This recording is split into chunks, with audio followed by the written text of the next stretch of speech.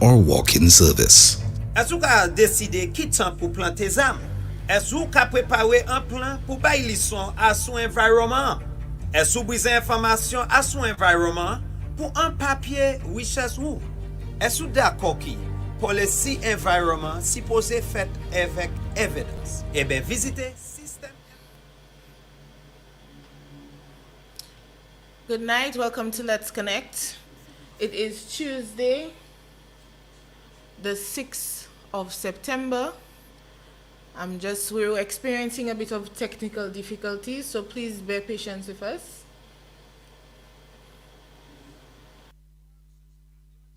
Smart devices, and much more. Or get ready for Christmas and shop our brand new selection of holiday decorations and accessories. Plus, shop today and save $400 on a 30-inch Mabe stove. Need a new mattress? Get our all-night Premier Queen mattress at only $1,199. And don't forget to stop by and grab a TCL 32-inch TV for as low as $799. No.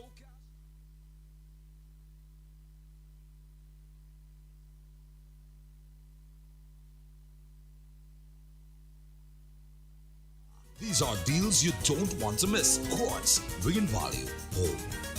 As part of the mandate of the Soufrière Foundation to preserve and enhance the attraction sites in Soufrière, 2 garbage bins were placed at the waterfront to accommodate small garbage disposals such as paper plates, plastic cups, bottles, and wrappers. The public is advised that there should be no disposal of household or commercial waste. The waterfront area does not contain a public disposal site. Offenders will be prosecuted.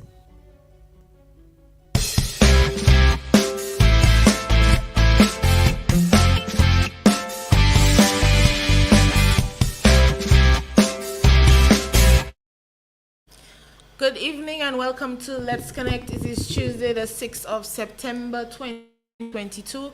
I want to thank all those of you who have stuck with us for the last few minutes. I'm sorry once again for our technical difficulties and our late start. Also, one of my guests is not available at the moment, so once again apologies, but we will trudge on and make sure we try and give you as lively a show as possible. A few housekeeping matters as usual when we begin.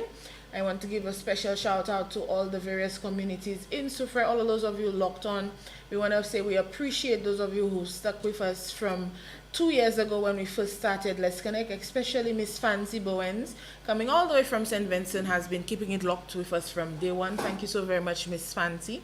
We want to shout out all those of you in Fosse Jacques. I want to give a special shout out to the Abigail Emmanuel and her family in Wavinclair. Also to Krishna and her family in Wavinclair. Good evening to you guys.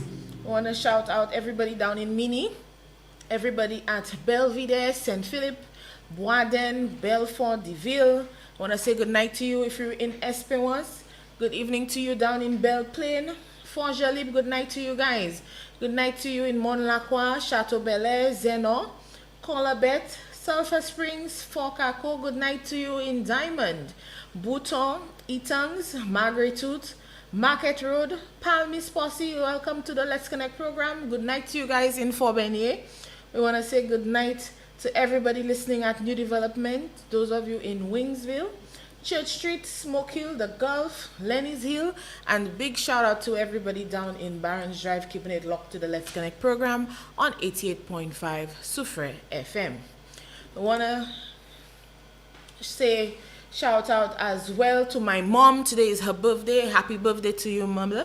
You are celebrating today. I hope you had a wonderful, wonderful day. So once again, happy birthday to my mom, Miss Beata Joseph. Thank you so very much for all you've done for me throughout my life. I want to hope that today was indeed a very blessed day and that you're going to continue to enjoy whatever left of this day. So once again, happy birthday to you. Happy birthday to all those of you celebrating in the month of September. We wish you guys a wonderful, wonderful celebration. We want to extend deepest condolences to Claudia Prevost and family on the passing of Mr. Doss, affectionately known as Doss. Definitely have a lot of people grieving his passing. We want to extend our sincerest condolences to his family and We want to remind all those in the public listening that we have reopened the registration for the Flow $20 bundle at the Sufre constituency office. It has been reopened up until tomorrow. We may extend it, but it's not certain. So while it has been reopened, please take advantage. Come down to the Sufre constituency office with your ID card so that you may take advantage of this package. All right. So we wanted to talk tonight with our step coordinator, Mr. Mercury Nelson, who was supposed to be my first guest for this evening, but unfortunately he has not been able to make it. We wanted to discuss some of the intricacies of the STEP program, but I do have with me Miss Bernadette Nelson, who is with us, joining us virtually. Welcome to the Let's Connect program. Miss Nelson, can you hear me clearly? Yes, I can. Good night. Thank Good you. night to you. Good night. All right. So, welcome to Let's Connect once again. I want to remind our listeners that Miss Bernadette Nelson is the receptionist at the Sufre constituency office. How are you doing this evening, Miss Nelson? I'm good. All right, that's great. Okay. So, are we ready to get into a bit of a step discussion? Yes. All right. Okay. By the way, I know you may not know because I don't know, but if in case that you do know, this was not a scheduled question, but it popped up into my mind. Do you know what STEP stands for? The STEP. Do you know what it's broken down into? Not, no, not really. No. All right. I started thinking about it. I may be very much wrong, but I started thinking about it, and I thought it would stand for subsidized temporary employment program. I think that makes Could be sense. that. No, it could be that. I started thinking You about know what? That would be our research. Okay. yes, I think we need to research that because I just thought of it and I said, but I honestly don't think I ever knew what it stood for. So I think we need to Either. research that. That's a little side project for us. Yes. Yes. All Definitely. right. Now, STEP is what we call a social program brought on by the Mhm. government. Why do you think a social program like STEP is important? Why do you think we need to have programs like this? Well, we need to have programs like this basically for the, let's say, the unemployed or the persons that maybe need um quick money or something. Okay. Well, I would look at it as that there is a need in a community to support the persons who are marginalized. So Mm-hmm. there are persons who it's not easy for them to get employment. There are persons where they cannot work all the time or they cannot work full time, or maybe they don't have the qualifications to get the type of employment that is available in the area. So we need to have a social program like STEP, which is quick and lucrative. So it's something that is fast money and it's something that anybody can do, regardless of their educational background or Mm-hmm. who they know, who's their family, that sort of thing. It's something where so long as you need to work, you need to make a money, you can come and do something like that. Correct. It, Yes. it has Yes. to happen. Like this is something that has to happen. Otherwise, persons would go on and on and on and on, constantly needing something and not be able to do anything for themselves. Do you agree? Yes, yes, I do. Yes, I do. Okay. All right. But typically, I feel like there's a stigma of sorts attached to the STEP Yes, program. because they're saying is like persons who are less fortunate than that are doing step. But But basically, from my history with participating in the program and whatnot, like what I did, well, assisting the coordinator, all educational background, everybody was included. all right, because it seems like it's almost like people feel like the persons who come and do STEP are lazy. But I do you think that that's the case? No, I wouldn't know. No. Although, You can feel free to no, speak your mind. no. So you don't agree that persons who do step are No, I lazy? don't agree. I don't agree with that because those persons work really hard, you know. Right. Because persons would feel, but it's not easy doing hard labor in Exactly. the hot sun, Exactly. several hours, several days, one after the other. It takes a toll on your back. Your muscles must be sore at the end of the day, Mm-hmm. and then you have to come back and do it all over again for several All days. over again for several days. Right. Exactly. But you So always hear, whenever there's a step program going around, there's always some talk of there are persons who just sit there and don't do any work. But is that really the case? Is that something that you have experienced with the step program? yes, what I have. Yes. And it So is would be and it would there be something that you can basically recommend? those that maybe won the fast money and then they just don't care. Well, I guess you get that with any job though. In almost any job environment, there's always somebody who's just clocking in, get paid, clock out. Yeah. But All right. then if that with step, it's to me, step is an easier going job. Why would Yes, you say it's that? it's hard labor, with bending over, cutting grass, and all of those things, but then it is still an easier going job because they start from maybe 7. Some of them come to work at 9, and by the time it's 11 o'clock, they clock out already. Okay. So what would you recommend though? Do you have any recommendations for future step programs? Okay, we have tried everything. Such as I like some examples?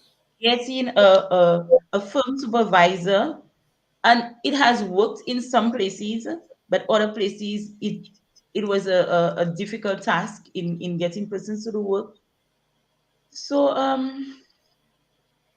I think what would be the other step? I guess we'll have to think about that. Is it possible that there should be more people in an area, or is it that there should be less people in an area? I think it doesn't matter if there are more persons in an area or less persons in an area.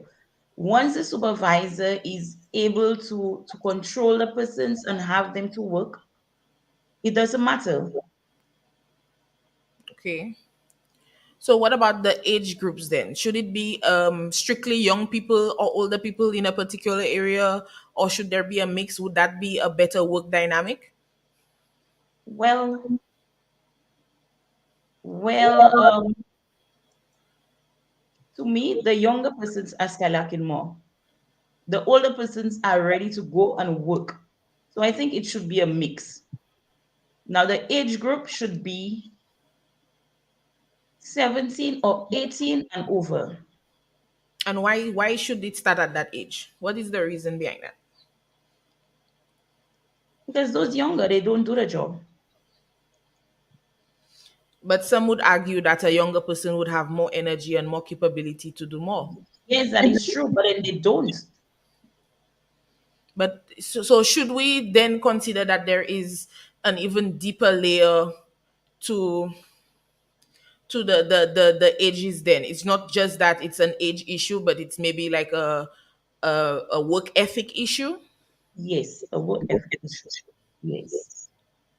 So maybe we should consider that even the employment, sorry, the educational system needs to find some way to integrate a work ethic from earlier Program, on. I'm sorry, I didn't catch that. What you said? what you were saying something, and then a work ethic program at school. Yes, I'm saying if we're saying that persons younger are not giving as much work into the step program, that we would more lean towards older groups or even mixing up the groups, then Mhm. should we consider that we need to find some way to ingrain a work ethic into the younger generation, and that maybe we should start in the education system? Yes, yes, yes. All right. Um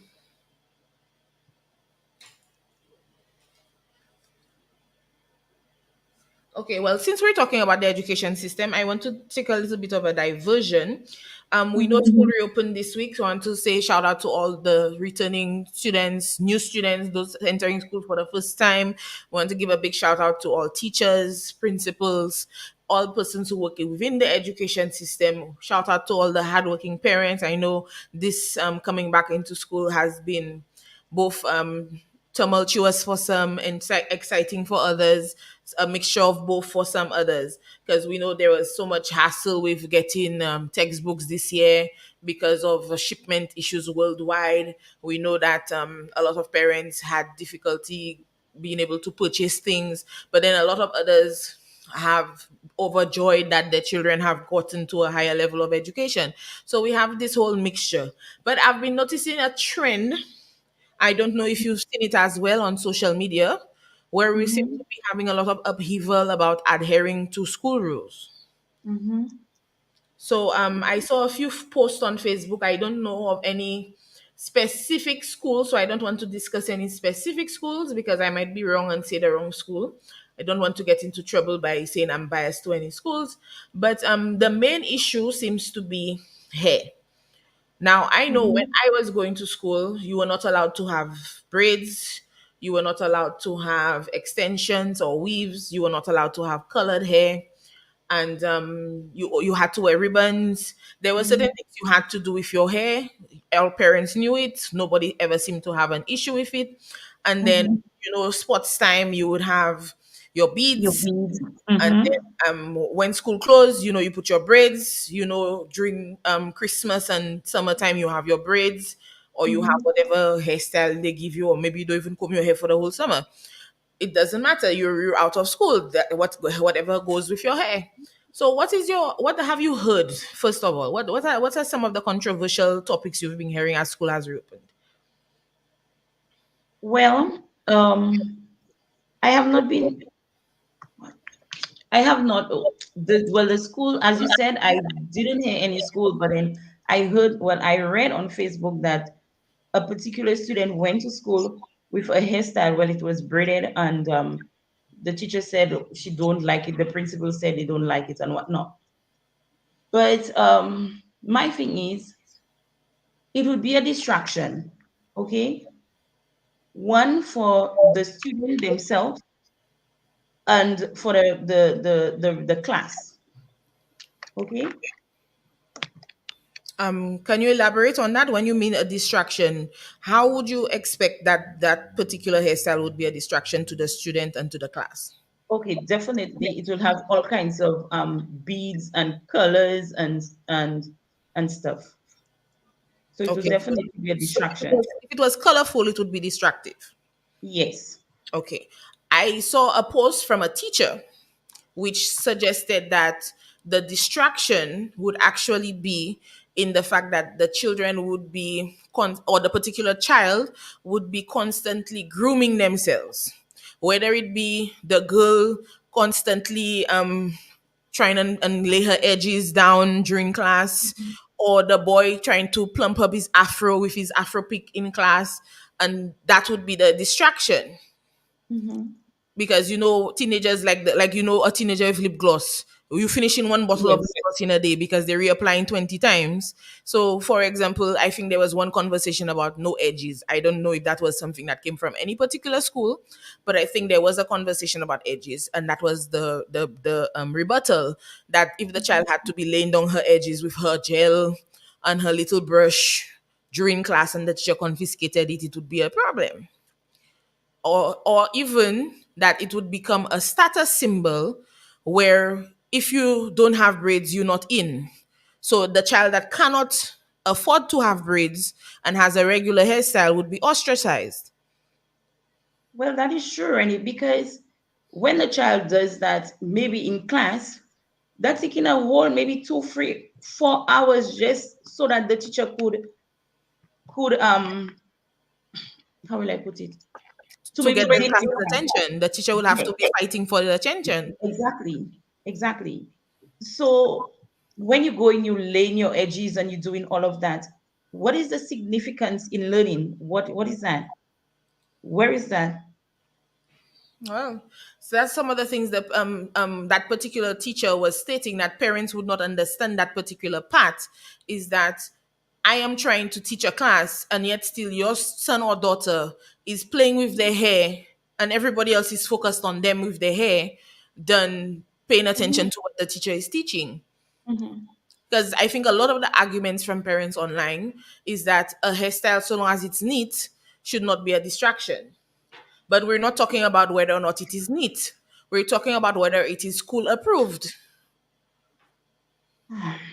I think that's the difference. It's not a matter of if it's neat. Because if a child has hair that is dirty, hair that maybe has lice, or hair that is has not been washed for a while, that is Mhm. a different type of That's it. distraction by itself. Yes, yes. So then Mhm. you would want the child to be less of that distraction. But then being over the top with the hairstyle is also a distraction. But then still, Renee, the parents would know that. I am certain there are some parents that would know that would be a distraction, and then they'll still provide the children with those things. Instead of having them to comb maybe one plait with their ribbon, simple, and then leave to go to school. But then the children would tell them, okay, they want a brush, they want a comb, they want this, they want that, they want gel, they want all these kind of things just to go to school. And then they focus more on that than on maybe the mathematics or English or whatever subject they have in at the time. Right. So they're more focused on their appearance than what is supposed to be going in the head. Focus more on what's on the head than what's supposed to be coming into the head. Mhm. Then when we get to Yeah, CXC level, the child fails CXC and we're asking the teacher why the child failed. exactly.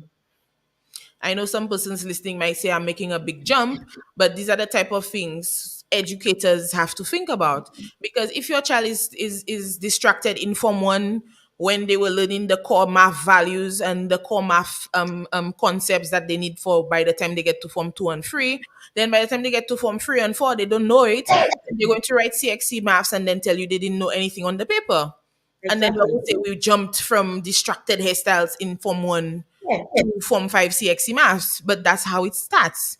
When you don't grasp your basic concepts, you have a difficulty learning the higher concepts. You have to have the core ones. If you don't learn your ABCs in preschool, you're going to have difficulty reading in secondary school. It's not that much of a leap. All right, let's take a quick look at some of our comments. So we want to say good evening to those of you on our live Facebook chat. Good night to you, Smith Jeff Philip. Good night to you, Miss Belinda Mitchell. Good evening to you as well, Melanie Hippolyte. Okay, so Smith Jeff Philip said when we were discussing STEP, he said don't say fast money, use short-term employment instead. Okay, so thanks for your thank you. contribution, Smith Philip. Mhm. Miss Belinda Mitchell says the school has rules and the parents sign the contract. They should teach the kids to follow the rules. And I agree with that. I think it does come down to an issue of discipline. When you are not capable of disciplining your child, like you said, the child will ask for anything and they'll get it. Right? So if you are practicing proper discipline and teaching your child to follow the rules, we're saying that the parents should be able to help them follow the rules. Okay, good night to Yeah, you, Anderson Calix. Says that if it's the parents' fault if they allow their child to go to school with a full makeup set. The teacher themselves are also responsible to take control of their class, just like it has always been. Now, in answer to you, Anderson Calix, I do agree with you that if a child goes to school with a full makeup set, it's the parents' fault. But is it the teacher's job to police the child, to be mhm. confiscating? That's also distracting. That's a Exactly. whole The level of class. distraction. Mhm, I have to be mhm. monitoring you to see if you're putting lipstick in my class instead of paying attention. These are too many things that you're giving the teachers to have to police. The teacher's job is to teach. The teacher already has to plan in their free time, prepare schoolwork in their free time, prepare homework in their free time, grade the homework, grade the projects, and then they still have to come Mhm. back and be a police. That's too Exactly. much. Um, listen, rules are rules. I know that for sure. Rules are rules. But at the end of the day, if a child, because it starts at home, you have to listen to the parents. And I know for a fact they're asking for vanity bags in certain schools. And the vanity bag has to have comb and brush I'm not sure if having lip gloss. It's supposed to have the sanitary napkins and a lot of toiletries that young women would use and whatnot. But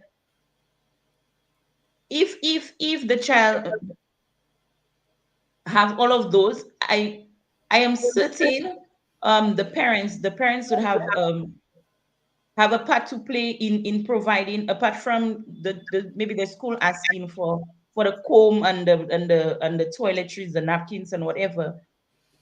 The child would maybe say, "Mommy, you know what? I need the grease and I need the gel and all these kind of things." And then the parents would give it to them, just moving away from whatever rules or whatever requirements they were asked. Well, I know the purpose. At least in terms of when I was going to convent, when I entered in Form 1, we had almost like a seminar, I should say, because Mhm. most girls in Form 1 at my time, they had not started menstruating as yet.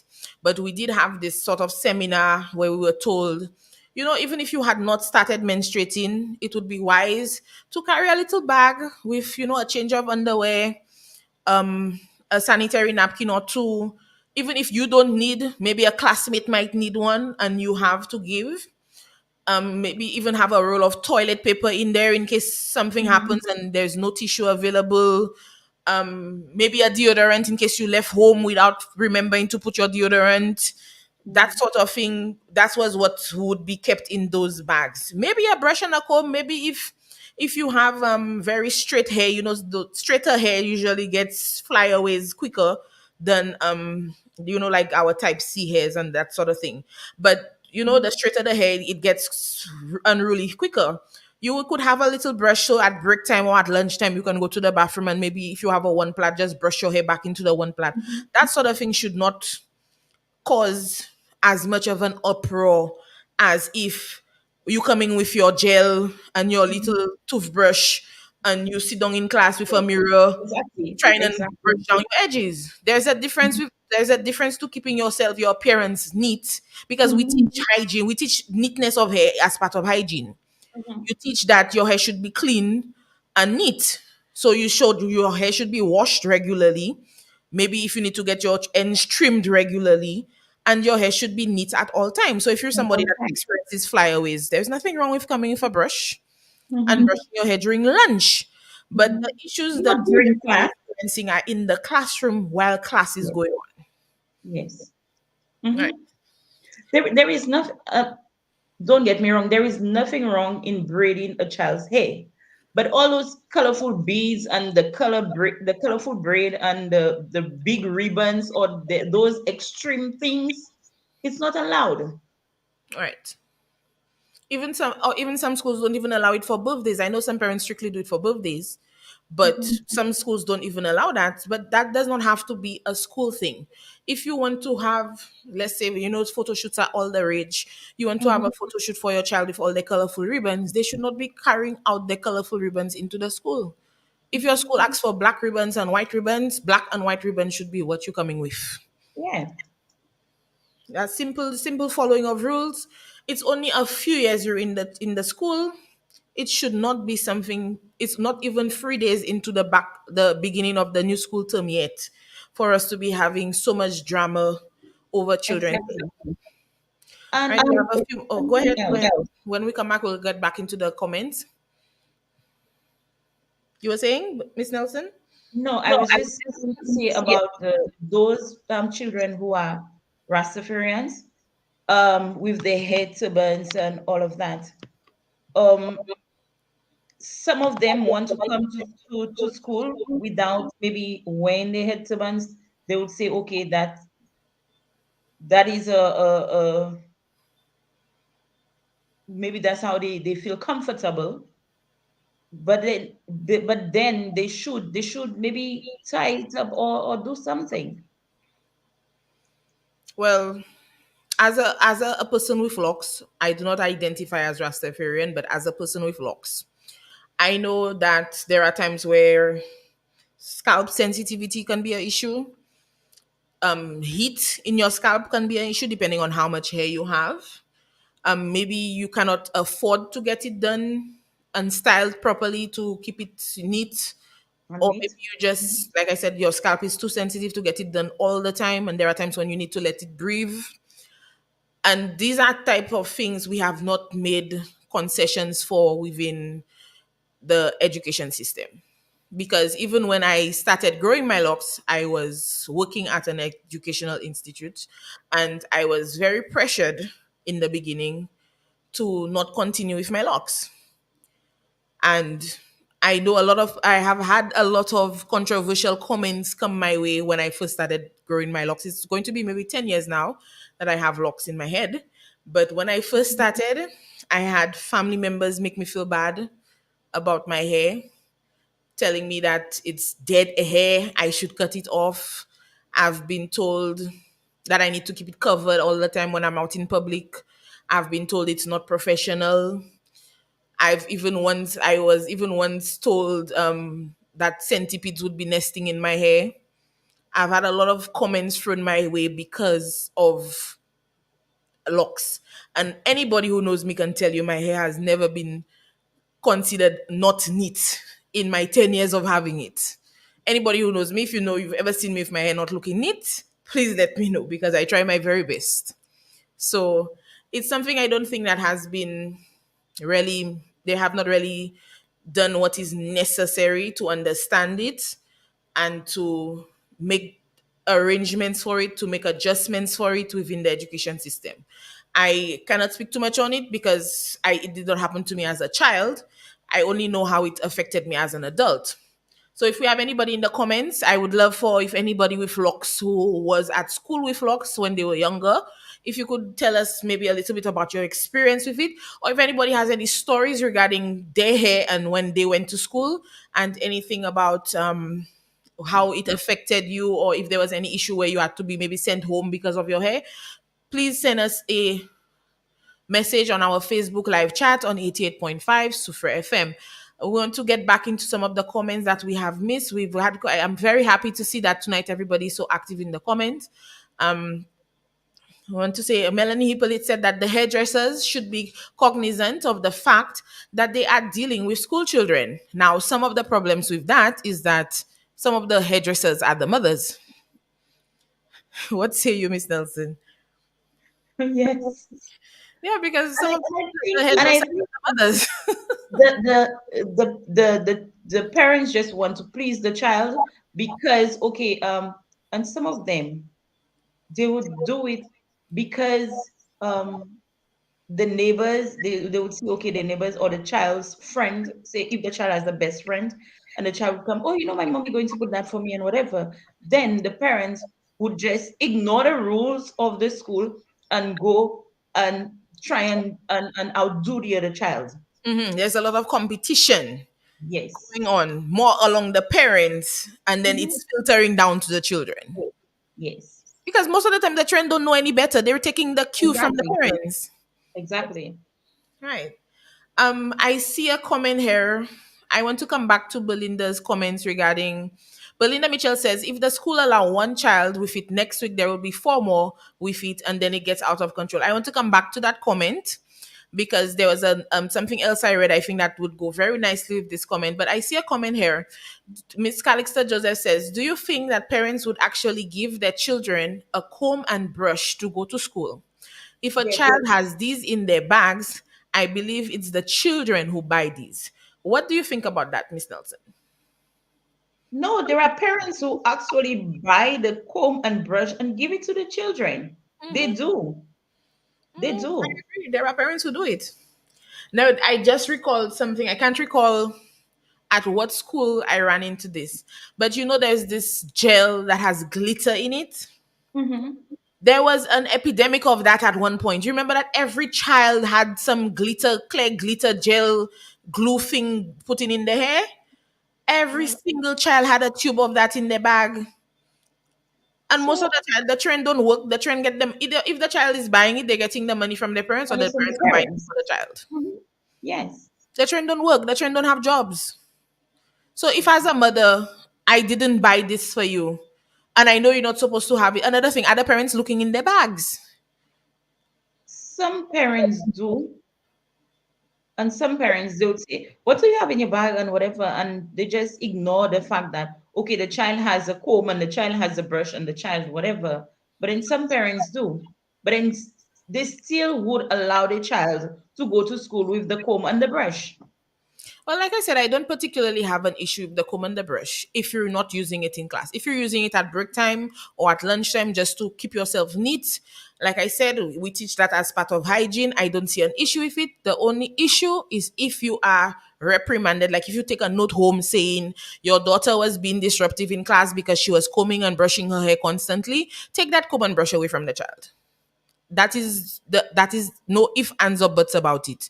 But if the child is taking their comb and brush to school at lunchtime, going into the bathroom and brushing down their hair, put their comb and brush back in their bag, and returning to class without anybody knowing any better, Mhm. then there should not be an issue about that.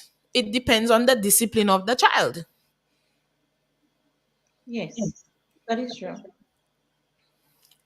All right. So Belinda Mitchell, like I read earlier, she said that if the school allows one child with it, next week there will be four, and then it gets out of control. So a teacher, like I said, I saw a post on Facebook by a teacher. So she did make a comment about who is going to regulate the type of braids because we know that there are so many different types of braids, right? So if we say, okay, you can come with box braids of 1 inch separation. So now the teachers have to come and be measuring your separation to see if it's 1 inch, 2 inch, 3 inch, 4 inch, to see if you're adhering to the school rules. Once you give one sort of definition towards, okay, you can wear braids, but it has to be black braids, then wouldn't Yeah. another parent come and say, but my child hair is brown in naturally, why should I put black braids in my brown child head, in my brown head child's head, when Mhm. she should have brown braids? Then Yeah. it's going to be a, okay, if that one have brown hair, so that one can have yellow because her hair closer to yellow, or that one can have purple because her hair looking purple in the light. It's going to be a whole uproar of who is right and who is wrong and who can have what and who cannot have what. You just Yeah. turning it into a whole chaos for no good Yeah. reason. Yeah. So you know what I think they should do? Yes, it's true. We're in the 20th century and everything is changing, evolving and whatnot. Um, I think you know what? Just hairstyles, they should just go back in time with the hairstyles. The push it in and the cornrows, the back cornrows, and then Well, we still have the same problems because then it will be like, how many push it in pins can you allow in the child's head? Then it becomes they hiding weapons in their head. It's going to take a whole turn all over again. There's always going to be somebody who's not pleased by what the new law is. They're then going to say, take it back to how it was. Or we're no longer in the golden ages. We're no longer in slavery days. We need more advanced hairstyles. It's always going to be somebody who's not happy with what it is. yeah. Mhm. All right, we have some more comments. And then we have parents who will come to the school and make it a problem when the teacher takes away the items. That's true Yes, that is true. because we saw it with cell phones. Mm-hmm. We saw it when cell phones were allowed. Then some schools say no cell phones. Some parents will counter that they need to reach their child. They're working. They need to make sure their child is okay. What if there's an emergency? What if I need to tell my child that so and so is picking them up? There's always a reason why everything's supposed to be allowed at that time. There's always going to be some other reason for it. But like we said, if your child does not have discipline and it gets taken away, then whose fault is it? And whose fault is it? All right. Anderson Kalik said it's not monitoring, but rather control the environment. If this child doesn't follow the rules of your classroom, there should be other steps like informing the principal and parents. We can't allow the children nor parents to dictate how you, the teacher, runs your classroom. 100% agree with that. That I agree with. But then, yes, but the parents would still, as you said, if we inform the parents and if they inform the principals, yes, the principals will inform the parents. But then the parents, as I said, would come to the school and make A a first. problem with that. Yeah. Yes, they would fuss about it. And most times it's that type of behavior that is showing the child that it is okay for me to disrupt the rules Yes. because Hmm. my mother or my father is supporting me. Yeah. Right. But in terms of what Anderson Calix said about controlling the environment, I think too we have an issue with attention spans with our current, batch of Generation. students. There is a certain point where you cannot seem to keep their attention for more than a few minutes at a time. Their minds wander off. There seems to be a serious issue with paying attention in general. So Mm-hmm. even if you're trying to control your class, trying to control your environment, you also have to be checking that the fact that teachers' classrooms are larger now than they used to be. Back Mm-hmm. when you would have 15 children in a class, now you have 35 children in a class, and you have to be able to cater to every single child. And no child thinks the same, no child behaves the same, no child learns the same. So it's even more difficult on the teachers, and then to be allowing anything to distract the classroom is Mm-hmm. It's just a a whole recipe for setback. chaos. It's Yeah, going to be like lighting a match and sending mhm. it into a batch of crude oil. Yes, yeah, Yeah. a whole setback. So basically, what we do with those distractions, there is detention. We could put them on detention. Take away whatever it is, maybe for the month or the rest of the school year. Well, I like to believe in positive reinforcements. Now, I know there's always going to be a time where you have to punish and you have to discipline, you have to do whatever you have to do to get the message across. But I don't think detention should be the first thing we run to. I think they should try positive. Oh, I always believe that positive reinforcement is the best medicine for everything, especially when it comes to disciplining children. So instead Mm-hmm. of sending the child to detention, for example, I know some, it depends on the age of the child, but I know in some of the younger groups, the younger age groups, that the star sticker system used to work at one point. I don't know if they still do that, where each child would have they would have a star chart, and you get stars for good behavior. And then when you get to, if it's 10 stars, 20 stars, 30 stars on your board, you get a prize, right? Rennie, to me, that don't work anymore. That Uh, would work I for know it me used and to work at you. one point. That would But I'm not saying work I for know the for now. generation now. Yeah, we have a totally different set of children, but you mean to tell me children don't like star stickers anymore? That's sad, eh? That's sad. That's sad. Where we would go and sit and read a book, take a book with pages and whatnot. They're on their tablets, their phones. But that's what I'm saying is okay. I have no problem with a child having a tablet because it actually makes it even better to have more books because you can download more books on a tablet and don't have to fill up a shelf. It's what they give them access to on the tablet. If you're sitting your child in front of Cocomelon YouTube instead of something that is going to, I'm not saying Cocomelon does not have its No, educational now listen to capabilities. I'm that. just Sorry saying for cutting you short. YouTube has a lot of educational stuff. yes, it does. But are they looking for the educational stuff? Well, it They're not here using it the boils tablet down the to way they're meant parents to be again. used. Here it boils down to parents again.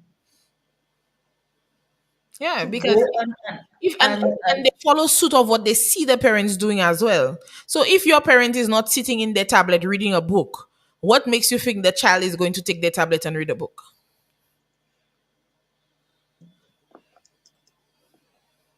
in a way you're right, Yeah. Our children are sponges. They soak up what is in the environment.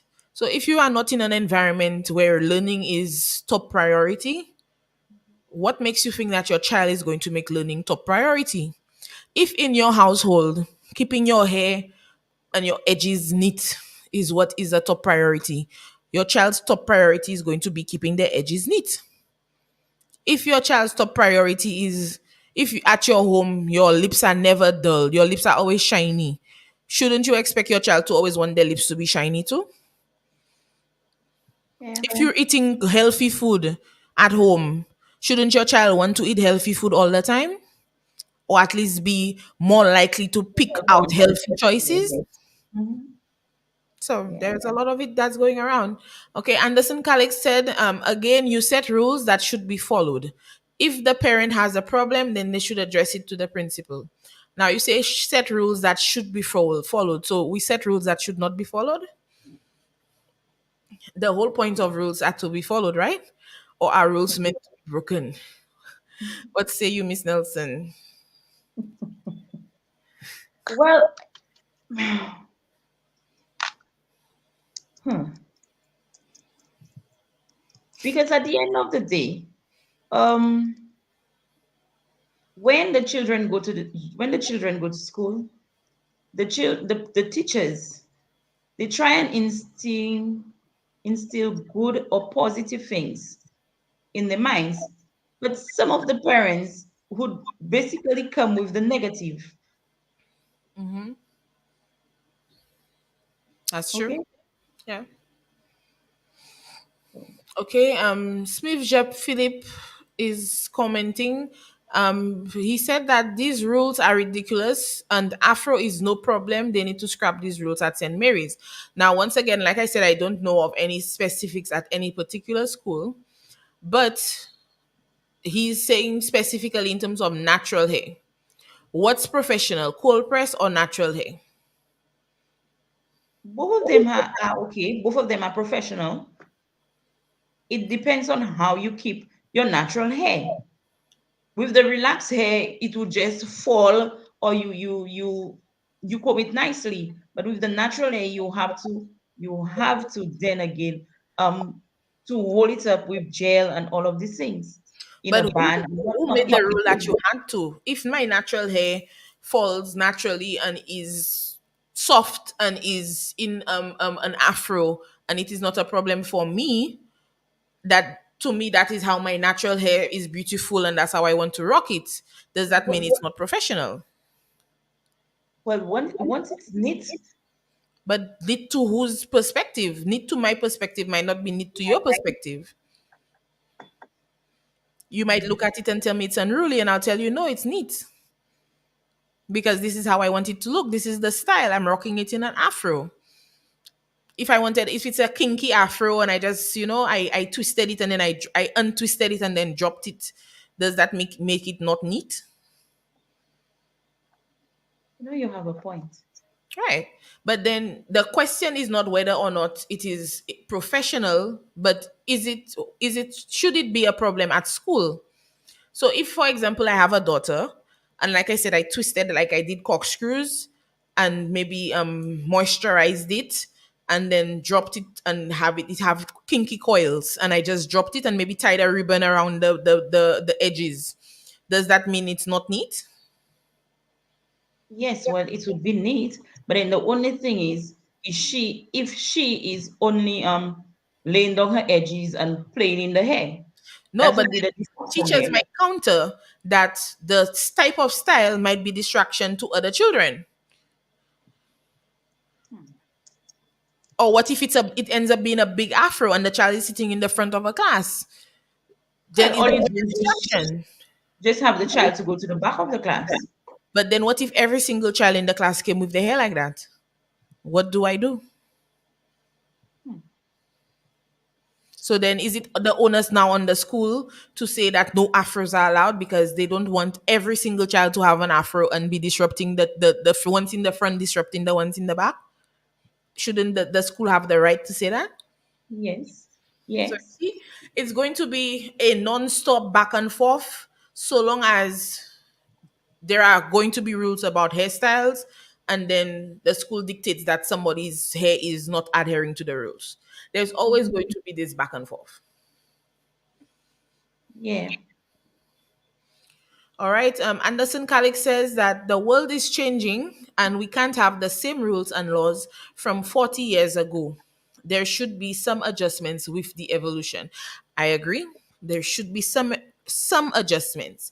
But what should those But what should they be? who is the one who is supposed to dictate those adjustments? Who has the authority now? Should it be a board of certified barbers and hairstylists coming together to dictate what is and isn't appropriate for school? Um, I think so. Yes. But then what if let's say for example a panel of barbers and hairstylists, certified barbers and hairstylists were brought together and just so happens that the majority of them do not have children. then can we say that they have authority to dictate a child's hair? Of course they can, But why? because they comb. I am certain they comb children every day, Yeah. and well, not every day, but every weekend. But does combing a child give you the authority to say what is good enough for all children in a school system?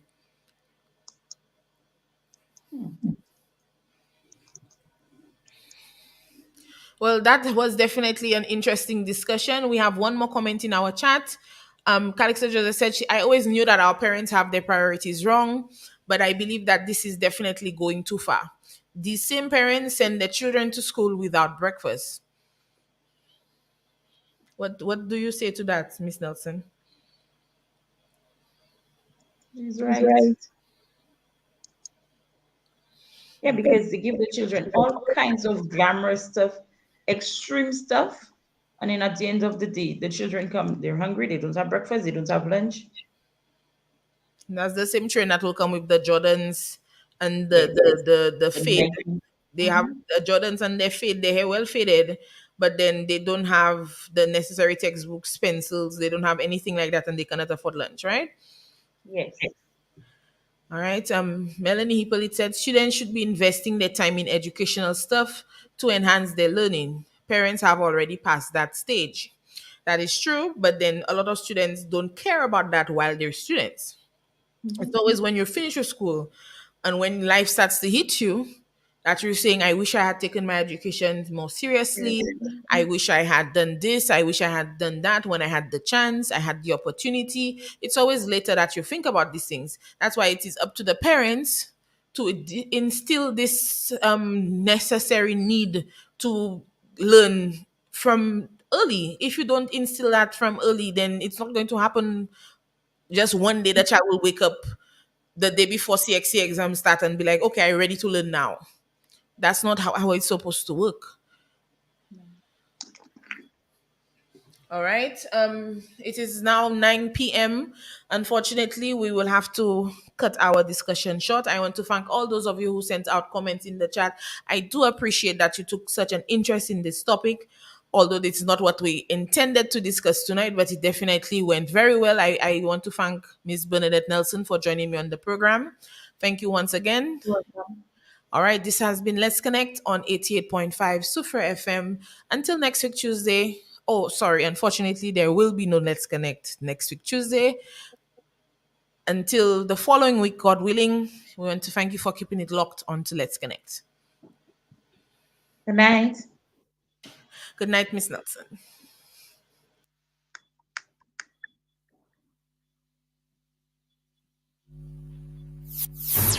AC Entertainment presents the Libra Birthday Weekend Celebration, Kings and Queens Edition. Starting on Saturday, October 1st, the all-white pool party at 5 p.m. at Ocean Villa, Canaries. Everybody got a red top in the pool party. Oh. Then Sunday, October 2nd, we invite you to brunch at 10 a.m. at La Maison Estate in Canaries. Everybody go to breakfast. The final stop on Monday, October 3rd, it's the Riverline in the